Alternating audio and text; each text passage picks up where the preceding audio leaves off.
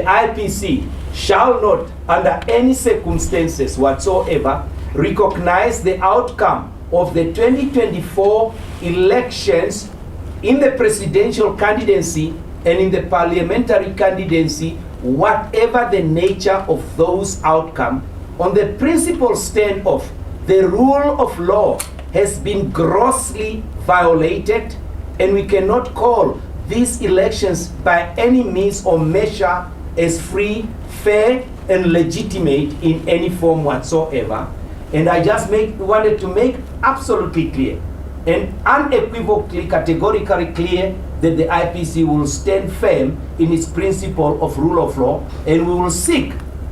and once again call upon the authorities to self-introspect and to self-recognize their error and to save the Namibians the agony of waiting and call themselves the elections flawed, marred by irregularities, and call for another electoral process to commence anew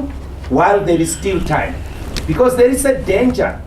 if we don't act very quickly, that there will be a constitutional crisis in our republic